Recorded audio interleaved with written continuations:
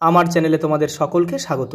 আজ আমরা class 8-এর Ryan Martin প্রশ্নবিচিত্রা থেকে বাংলার তৃতীয় পর্যায়ক্রমিক মূল্যায়নের চতুর্থ স্কুল সলভ করব।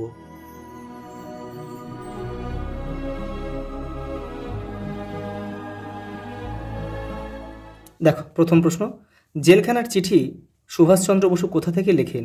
দেখো মান্দালয় জেল থেকে। পরেরটা দেখো, কি কোনোদিনই আসবে না স্বাধীনতা, মুহূর্তগুলি কাটে যেন মৃত্যুর প্রতীক্ষার মতো। কাজী নজরুল ইসলামের কোন কাব্যগ্রন্থে শিকলপরার গান কবিতাটি রয়েছে? বিষের বাঁশি। হরিচরণ বন্দ্যোপাধ্যায় নিম্নলিখিত কোন গ্রন্থটি সংকলন করেন? বঙ্গীয় শব্দকোষ। ঘুমপাড়ানি মাসি বেশি রোজগার এক মুঠো। প্রতিটি সমসমান পদের অর্থ যে সমাসে প্রধানভাবে বোঝায় তাকে বলে দ্বন্দ্ব সমাস। চৌমাথা কোন জাতীয় সমাস? দ্বিগু সমাস। কোন বানানটি ঠিক তা লেখো। প্রতিযোগিতা। আমি রোজ ফুটবল খেলতাম ক্রিয়াপদটির কাল হলো নৃত্য বৃত্ত অতীত। দেখো লাস্ট প্রশ্ন, দেখো একের দাগের, উহা পদটির চলিত রূপ হচ্ছে ওটা। পরেরটা দেখো, শুভা কোন গ্রামে বাস করতো? চণ্ডীপুর। রঞ্জনদা তুমি কাল ক্লাবে যাওনি? এই প্রশ্নের উত্তরে রঞ্জন কি বলেছিল? না রে, কাল সকালে আমাকে কলকাতার বাইরে যেতে হয়েছিল। দেখো পরেরটা, শুভার সঙ্গী গাভী দুটির নাম কি? সর্বশী আর পাঙ্গুলি। মেয়েদের পক্ষ থেকে কে নাগরাজনের থেকে অ্যালবামটি চেয়ে নিয়ে যেত? পার্বতী। দেখো পরেরটা, লোকটা জানলই না কবিতায় কোন কথাটি লোকটির অজানা রয়ে গেল? দুই আঙুলের ফাঁক দিয়ে কখন খসে পড়ল জীবন। মাসি পিসি কবিতায় কোন দুটি মাসে উল্লেখ আছে? বৈশাখ আর জ্যৈষ্ঠ। পরেরটা দেখো, ঘুরে দাঁড়াও কবিতাটি কোন কবির লেখা? প্রণবেন্দু দাশগুপ্ত। আদাব গল্প কোন নদীর প্রসঙ্গ রয়েছে? বুড়িগঙ্গা। পরেরটা দেখো, ঘটমান অতীতকালের একটি উদাহরণ দাও। বিশু মাঠে ফুটবল খেলা করছিল। সন্ধি ও সমাসের মধ্যে একটি পার্থক্য লেখো। দেখো তোমাদের ভাষা পাঠের 40 নম্বর পেজে উত্তরটা রয়েছে। এই যে দেখো, এবারেও কিছুটা রয়েছে, এই যে এখান থেকে তোমরা করবে। পরেরটা দেখো, চলিত ভাষার একটি প্রধান বৈশিষ্ট্য লেখো। দেখো তোমাদের ভাষা পাঠের 55 নম্বর পেজে উত্তরটা রয়েছে। এই যে এখান থেকে একটা করবে, এইটা করলেই হয়ে যাবে। পরেরটা দেখো, দম্পতি কোন সমাস? জায়া ও পতি দ্বন্দ্ব সমাস। দশানন কোন সমাস? দশ আনন যা বহুব্রী সমাস। পরেরটা দেখো, ক্রিয়ার ভাবের প্রকারভেদগুলি লেখো। দেখো তোমাদের টেক্সটের মানে ভাষা পাঠের কিন্তু 33 নম্বর পেজে উত্তরটা রয়েছে। 3 ভাগে ভাগ করা যায়, নির্দেশক, অনুজ্ঞা আর আপেক্ষিক। আমি যখন চেঁচাতে থাকবো তুই এসে আমাকে সামলানোর অভিনয় করতে থাকবি। এই বাক্যে সমাপিকা ক্রিয়া দুটির কাল কি? যৌগিক কাল। পরেরটা দেখো, বন্দি দশায় মানুষের মনে শক্তি সঞ্চারিত হয় কীভাবে? দেখো রায়ান মার্টিন বাংলা সহায়িকার 144 নম্বর পেজ। দেখো এই যে বন্দি দশায় মানুষের মনে শক্তি সঞ্চারিত হয় কীভাবে, এখান থেকে এটা পরে লিখবে।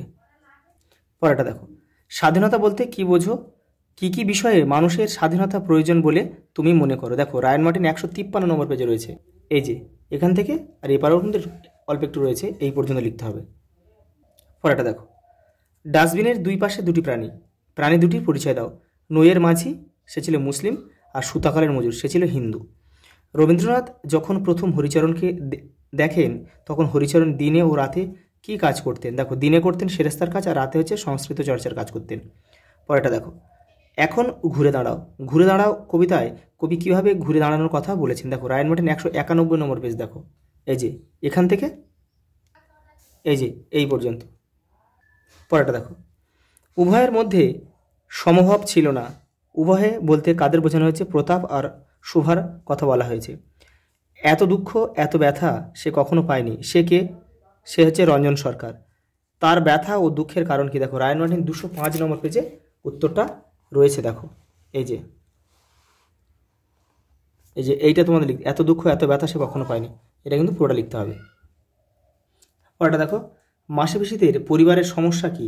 দেখো এটা হচ্ছে তোমাদের রায়ান মার্টিন 216 নম্বর পেজের। এই প্রশ্নটা উত্তরটা লিখলেই কিন্তু হয়ে যাবে।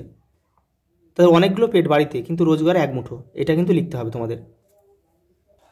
পরেরটা দেখো, আমাগো কথা ভাবে খেডা। দেখো কথাটি কে বলেছিল? নাওয়ের মাঝি বলেছিল, কিন্তু আদাব গল্প থেকে নেওয়া হয়েছে। দেখো কেন তার এমন মনে হয়েছে? দেখো 168 নম্বর পেজে উত্তরটা তোমাদের রয়েছে রায়ান মার্টিন। যে এইটা কিন্তু এটা তোমাদের লিখলেই হয়ে যাবে।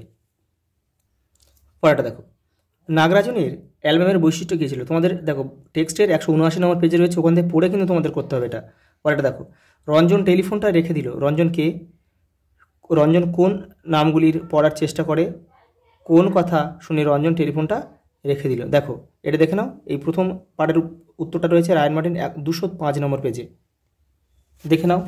এই যে প্রথমে রঞ্জন কে ছিল? রঞ্জন হচ্ছে একজন ফুটবলার, আর তারপরে কোন কোন নামগুলো পড়ার চেষ্টা করেছিল এটা তোমরা করবে। প্রশ্নের পরের অংশটা দেখো, কোন কথা শুনে টেলিফোনটা রেখে দিয়েছিল, এখান থেকে এটা করবে। পরেরটা দেখো, সুভাষচন্দ্র বসু তার লেখা চিঠিতে কারা শাসন প্রণালীতে যে সংস্কার সাধনের কথা উল্লেখ করেছেন তা নিজের ভাষায় লেখো। দেখো রায়ন মার্টিন 151 নম্বর পেজে উত্তরটা রয়েছে। এই যে এটা পুরোটা তোমাদের লিখতে হবে, এটা পড়ে তোমরা ছোটো করে লিখবে। পরেরটা দেখো, মাসিবেশি কবিতায় এই মাসিবেশি কারা? শ্রমজীবী মহিলারা। কেন তাদেরকে মাসিবেশি কবিতা দেওয়া হয়েছে আর তাদের জীবনের কোন ছবি এই কবিতায় তুমি খুঁজে পাও? দেখো রায়ন মার্টিন 213 নম্বর পেজে এই প্রশ্নটার উত্তরটা তোমাদের করতে হবে। এই যে এটা করলেই তোমাদের হয়ে যাবে। পরেরটা দেখো, বাঁধন ভয়কে করব মোরা জয়। কেন এই বাঁধন? কারা কিভাবে এই বাঁধন ভয়কে জয় করবে? দেখো রায়ন মার্টিন 174 নম্বর পেজে তোমাদের এই উত্তরটা রয়েছে। এই যে এখান থেকে উত্তরটা শুরু, এই যে দেখো এই পর্যন্ত তোমাদের লিখতে হবে। দেখো বাঁধনের কারণ আর বাঁধন ভয় জয়, এই যে এখান থেকে পড়ে তোমরা কিন্তু ছোটো করে লিখবে। দেখো পরের প্রশ্ন দেখো, লোকটা জানলই না কবিতায় কবি হায় হায় কোন প্রসঙ্গে বলেছেন, কেন বলেছেন? দেখো রায়ন মার্টিন 227 নম্বর পেজে উত্তরটা রয়েছে। এই যে দেখো এই উত্তরটা তোমাদের করতে হবে, এইটা এখান থেকে এই পর্যন্ত। পরেরটা দেখো, ঘুরে দাঁড়াও কবিতায় কবি কোন আহ্বান জানিয়েছেন? দেখো 191 পেজে রয়েছে রায়ন মার্টিনে, এই যে এইটা করতে হবে। পরেরটা দেখো, দুর্গার চিকিৎসকের নাম কি? শরৎ ডাক্তার। চরিতমালা বইটি কার লেখা? ঈশ্বরচন্দ্র বিদ্যাসাগর। দেখো পরে একটা প্রশ্ন রয়েছে, নীলমণি মুখুজ্জের বড় ছেলের নাম কি? ফণি। শ্যামা বিষয়ক গান গাওয়ার জন্য হরিহর কত টাকা প্রণামী পায়?